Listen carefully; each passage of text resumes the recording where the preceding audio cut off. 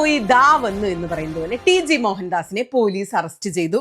24 മണിക്കൂർ കഴിയും മുമ്പ് ജാമ്യം കിട്ടി. മൂപ്പര് വീട്ടിൽ പോയിട്ടോ. റേസ് CH FBയിൽ എഴുതിയതുപോലെ അറസ്റ്റ് ചെയ്തേന്ന് പറഞ്ഞ FBയിൽ ഭയങ്കര ഓരിയിടലൊക്കെ കഴിഞ്ഞ് തിരിഞ്ഞു നോക്കിയപ്പോ ദേ മുറ്റത്ത് മോഹൻജി. ഇത് തന്നെയാണ് അവസ്ഥ. TM സവാദിന്റെ ഒരു ഫേസ്ബുക്ക് പോസ്റ്റ് ഉണ്ട്. അതിൽ പറയുന്നത് വായിച്ച് ഞാൻ കുറെ ചിരിച്ചേ. 3 നേരത്തെ ഭക്ഷണം 750 രൂപ, ഫുൾ ബോഡി ചെക്കപ്പ് 12,000, ജീപ്പിന് പെട്രോൾ അടിച്ചത് 2,000, പേസ്റ്റ്, ബ്രഷ്, സോപ്പ് 250, കട്ടൻ ചായ 30 രൂപ, ആകെ ചെലവ് 15,030. ഇത്രയും പൈസ സർക്കാരിനെ കൊണ്ട് ചെലവാക്കിച്ച് വീട്ടിൽ വന്ന് മൂടി പൊതിച്ച് കിടക്കുന്ന ടി.ജി. മാസ് ഡാ എന്നാണ് പോസ്റ്റ്. സത്യം. ആ പോസ്റ്റില് പക്ഷെ പലരും കമന്റ് ഇടുന്നുണ്ട്, ഈ പേസ്റ്റ്, ബ്രഷ്, സോപ്പിന്റെ 250 രൂപ വേണമെങ്കിൽ കുറയ്ക്കാവുന്നതാണ്, മൂപ്പർക്ക് അത്തരം ദുർച്ചെലവുകളൊന്നും ഉണ്ടാകാൻ സാധ്യതയില്ലെന്ന് പറഞ്ഞ് കമന്റ് ഇടുന്നുണ്ട്. ഭയങ്കര രസകരമായ പോസ്റ്റും കമന്റുകളുമാണ്.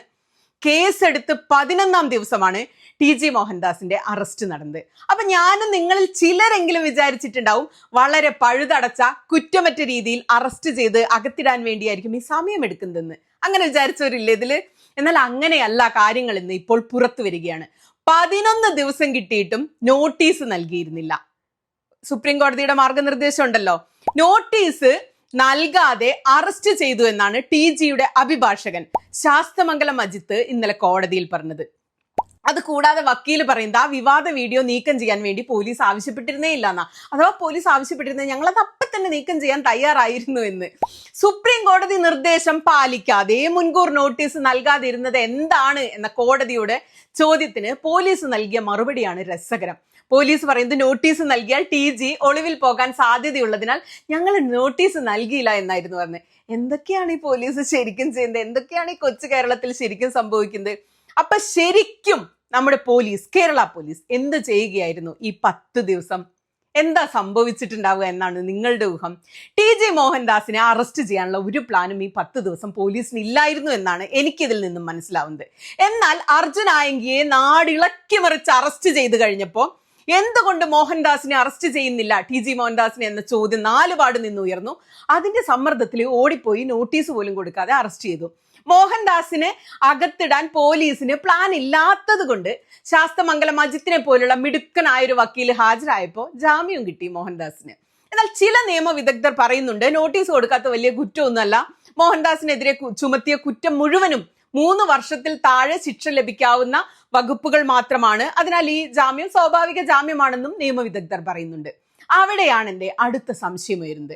ടി.ജി. മോഹൻദാസിനെതിരെ നിരവധി സ്ത്രീകൾ ഉൾപ്പെടെയുള്ളവർ പരാതി നൽകിയിരുന്നു. എന്നാൽ താരതമ്യേന കുറഞ്ഞ കുറ്റങ്ങൾ ചുമത്താൻ പറ്റുന്ന പരാതിയിലാണ് ഈ കേസെടുത്തതെന്നും അതുവഴിയാണ് മോഹൻദാസ് രക്ഷപ്പെട്ടതെന്നും ഫേസ്ബുക്കിൽ ഒരു പരക്കെ ആക്ഷേപമുണ്ട്, ആരോപണമുണ്ട്.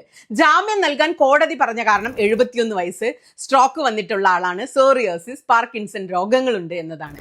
അല്ല, എന്താ ഇതിന്റെ അർത്ഥം? ഈ പ്രായവും രോഗങ്ങളും ആരെയും എന്തും പറയാനുള്ള ഒരു ലൈസൻസായി മാറിയിട്ടുണ്ടോ? പ്രായം കൂടുന്തോറും മനുഷ്യന് പക്വതയും വിവേകവും ബോധവും അല്ലേ ഉണ്ടാവേണ്ടത്?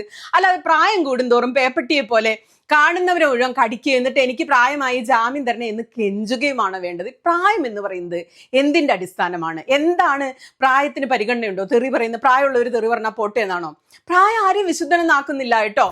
പ്രായം എന്നത് തോന്നിയാസം പറയാനുള്ള ഒരു ലൈസൻസേ അല്ല. അത് മാത്രമല്ല, മോഹൻദാസ് ആദ്യമായിട്ടല്ല ഇത്തരം പ്രസ്താവനകൾ നടത്തുന്നത്. മുൻപും ടി.ജി. മോഹൻദാസിനെതിരെ കേസുകൾ ഇവിടെ രജിസ്റ്റർ ചെയ്തിട്ടുണ്ട്. ഗുരുതരമായ വകുപ്പുകൾ തന്നെ ഇട്ട കേസുകൾ ഇവിടെ ഉണ്ടായിട്ടുണ്ട്. എന്നാൽ കേസുകളിൽ ഒരു തുടർ നടപടിയും അതിലൊന്നും ഉണ്ടായിട്ടില്ല. ഈ കേസുകളിൽ നിന്ന് തന്നെ മനസ്സിലാവുന്നുണ്ടല്ലോ ഇയാൾക്കെതിരെ തുടർച്ചയായി കേസുകൾ വരുമ്പോൾ ഇയാൾ തുടർച്ചയായി കുറ്റം ചെയ്യുന്ന ആളാണെന്ന്. എന്നിട്ട് ഇപ്രാവശ്യം ജാമ്യം കിട്ടി. അർത്തുങ്കൽ പള്ളി ശരിക്കും ശിവക്ഷേത്രമാണെന്നും അൾത്താര ഉൾപ്പെടെ പൊളിച്ച് പരിശോധന നടത്തണമെന്നും ഹിന്ദുക്കൾ ആ പള്ളി തിരിച്ചു പിടിക്കണമെന്നൊക്കെ ഒരു ക്യാമ്പയിൻ ടി.ജി. മോഹൻദാസ് 2017 നടത്തിയിരുന്നു, ട്വീറ്റൊക്കെ ചെയ്ത്. അതിലാണ് ഒരു കേസ്, മതവിദ്വേഷം തന്നെയാണ് കേസ് വന്നത്. കടവന്ത്ര പോലീസ് സ്റ്റേഷനിൽ കേസ് രജിസ്റ്റർ ചെയ്തിട്ടുണ്ട്. മറ്റൊരു കേസ് ആറന്മുള പോലീസ് സ്റ്റേഷനിൽ രജിസ്റ്റർ ചെയ്തതായിട്ടാണ് കാണുന്നത്. ഈ പകർച്ചവ്യാധി സമയത്ത് ജനങ്ങളുടെ ആരോഗ്യത്തിന് ഹാനികരമായ രീതിയിൽ പ്രവർത്തിച്ച എന്തോ ഒരു കുറ്റം എന്നാണ് അത് കാണുന്നത്. ശബരിമല കാലത്ത് രജിസ്റ്റർ ചെയ്ത കേസൊന്നും ഇപ്പൊ രേഖകളിൽ കാണുന്നില്ല. ചിലപ്പോൾ അതൊക്കെ തള്ളിപ്പോയി കാണും, കോഷ് ചെയ്ത് കളഞ്ഞാണ്, തേഞ്ഞു മാഞ്ഞു പോയി കാണും, എനിക്കറിയില്ല. ഇത് രജിസ്റ്റർ ചെയ്ത കേസുകൾ. അല്ലാത്ത കാര്യം ആലോചിച്ച് നോക്കൂ. എല്ലാ ദിവസവും പുള്ളി ചാനൽ ചർച്ചയിലും ഫേസ്ബുക്കിലും ട്വിറ്ററിലും വന്ന് എന്തെല്ലാം ആരെയെല്ലാം പറഞ്ഞിട്ടുണ്ടെന്ന് ഓർത്തു നോക്കൂ. എന്തെല്ലാം അധിക്ഷേപ പ്രസ്താവനകൾ. അങ്ങനെ സ്ഥിരം നിയമം ലംഘിക്കുന്ന ആളായിട്ടും ഇന്നലെ TG മോഹൻദാസിന് ജാമ്യം കിട്ടി എന്നതാണ് അതിശയകരം. ഒന്നുകിൽ നിലവിലുള്ള നിയമവ്യവസ്ഥകൾ അനുസരിച്ച് ഇത്രയും വലിയ കുറ്റമൊക്കെ ചെയ്താലും ആരെയും ശിക്ഷിക്കാനുള്ള വകുപ്പോ ജയിലിലിടാനോ വകുപ്പോ ഇല്ല, അല്ലെങ്കിൽ പോലീസിന് പഴുതടച്ച FIR ഇടാൻ താല്പര്യമില്ല. നിങ്ങൾ ഇതിൽ ഏതാണ് വിശ്വസിക്കുന്നത്? അർജുൻ ആയങ്കിയെ അറസ്റ്റ് ചെയ്തപ്പോ നമ്മളുടെ ADGP P Vijayan, smart Vijayan, അദ്ദേഹം പറഞ്ഞത് അർജുൻ ആയങ്കിയുടെ പോസ്റ്റിന് ലൈക്ക് അടിച്ചവരെ കമന്റ് അടിച്ചവരെ ഒക്കെ നോക്കി വെച്ചിട്ടുണ്ട്, എല്ലാവർക്കും പണി കിട്ടുമെന്നാണ്. അല്ല സാറേ, TG മോഹൻദാസിന് ലൈക്ക് അടിച്ചവരും കമന്റ് ഇട്ടവരും അയാളെ പിന്തുണച്ചവരെയൊക്കെ അങ്ങ് നോക്കി വെച്ചിട്ടുണ്ടോ? അവർക്കെതിരെ നടപടി ഉണ്ടാകുമോ? ഉദാഹരണത്തിന് KP ശശികലയെ നമുക്കെടുക്കാം. KP ശശികല മോഹൻദാസ് ഈ അധിക്ഷേപ പ്രസ്താവന നടത്തിയത് മുതൽ ഇപ്പൊ ജാമ്യത്തിൽ ഇറങ്ങുന്നത് വരെ എന്തെല്ലാമാണ് പറഞ്ഞത്. ഒരു ഉദാഹരണം, ജിഹാദി പൂട്ട് നിയമത്തിലൂടെ തന്നെ പൊളിച്ച് പുറത്തിറങ്ങുന്ന TG മോഹൻദാസ് എന്നൊക്കെയാണ്. ഇതിൽ നടപടിയെടുക്കാൻ വല്ല വകുപ്പുണ്ടോ സാറേ? ശശികല മോഹൻദാസിന്റെ പോസ്റ്റിന് ലൈക്ക് അടിച്ചിട്ടുണ്ട്, ഇതിൽ നടപടിയെടുക്കാൻ പറ്റുമോ? അതിനു മുമ്പ് ശശികല പറഞ്ഞത് എന്തിനാണ് ഈ അറസ്റ്റ്? ആണത്തം തെളിയിക്കാൻ വേണ്ടിയാണ് ഈ അറസ്റ്റ്. ഭീകരവാദികളും പരിശീലന കേന്ദ്രങ്ങളും ഒക്കെ അലങ്കാരമായ നാട്ടിൽ ആണത്തം തെളിയിക്കാൻ നട്ടിൽ നിവർത്താൻ സംഘപരിവാറിന്റെ നെഞ്ചത്തോട്ട് വലിഞ്ഞു കയറുന്ന ഈ അല്പന്മാർ മതി കേരളത്തിന്, കാരണം നാം അതേ അർഹിക്കുന്നുള്ളൂ എന്നാണ്. ഇതിൽ കേസെടുക്കാൻ എന്തെങ്കിലും വകുപ്പുണ്ടോ? ഇനിയിപ്പോ കേസെടുക്കാൻ വകുപ്പില്ല എന്ന് തന്നെ വിചാരിക്കുക. അർജുൻ ആയങ്കിക്ക് ലൈക്ക് അടിച്ചാൽ മാത്രമേ കേസെടുക്കാൻ വകുപ്പുള്ളൂ എന്ന് വിചാരിക്കുക. ഇപ്പൊ ശശികലയുടെ ഈ പോസ്റ്റിൽ കേസെടുക്കാൻ വകുപ്പുണ്ടാവില്ല, പോട്ടെ, പ്രശ്നമില്ല. പക്ഷെ ബുദ്ധിമുട്ടാണെങ്കിൽ കേസ് എടുക്കണ്ട. KP ശശികലയോട് ഒരു കാര്യം ചോദിക്കാമോ? ഏതൊക്കെയാണ് ശശികല പറഞ്ഞ ഈ ഭീകരവാദികളും പരിശീലന കേന്ദ്രങ്ങളും? കേരളത്തിൽ അത്തരത്തിൽ 2 സ്ഥാപനങ്ങളും ഭീകരവാദികളൊക്കെ ഉണ്ടെങ്കിൽ നമ്മളതൊന്ന് അന്വേഷിച്ച് ആ വിവരം ഒന്ന് പുറത്തു വിടേണ്ടതല്ലേ? അത് ചെയ്താലും മതി. കേരളത്തിൽ അത്തരം ഇടങ്ങളുണ്ടെങ്കിൽ നമുക്കറിയണമല്ലോ അത് ഏതൊക്കെയാണെന്ന്. അല്ലാതെ ഇങ്ങനെ ആരോപണം ഉന്നയിക്കുന്നതൊക്കെ ശരിയാണോ? ചുമ്മാ അങ്ങ് വായിൽ തോന്നിയത് പറഞ്ഞ് എല്ലാവർക്കും പോകാൻ പറ്റുമോ? അതോ സംഘപരിവാറുകാർക്ക് എന്തും പറയാം, ഇവിടെ ഒരു പ്രശ്നമില്ല, കേസും പുക്കാറും ഒന്നും ഉണ്ടാവില്ല എന്നാണ് എന്താ നമ്മൾ ഇതിൽ നിന്ന് മനസ്സിലാക്കേണ്ടത്? അല്ല സാറേ, ഒരു കാര്യം കൂടി ചോദിച്ചോട്ടെ.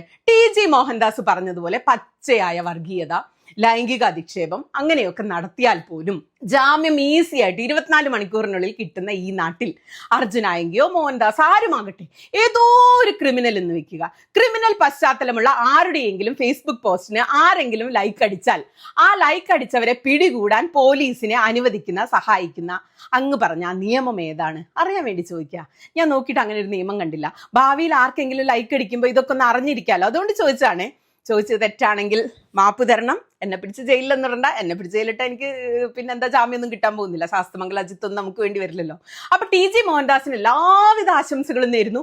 ഇത് കേരളമാണ്, ഇവിടെ ആർക്കും ആരെയും എന്തും പറയാം, പ്രത്യേകിച്ച് വയസ്സായവർക്കും രോഗികൾക്കും സംഘികൾക്കും ആർക്കും ആരെയും എന്തും പറയാം. അപ്പൊ പേപ്പട്ടിയെ പോലെ ഓടി നടന്ന് കാണുന്നവരെ മുഴുവൻ അങ്ങ് കടിച്ചാലും ഹാപ്പി ജാമ്യ ദിനങ്ങൾ അങ്ങേക്ക് നേരുന്നു. നമുക്ക് ചെയ്യാൻ പറ്റുന്ന ഒരു കാര്യമുണ്ട് ഇതിൽ കേട്ടോ, അതുകൂടി പറഞ്ഞിട്ട് നിർത്താം.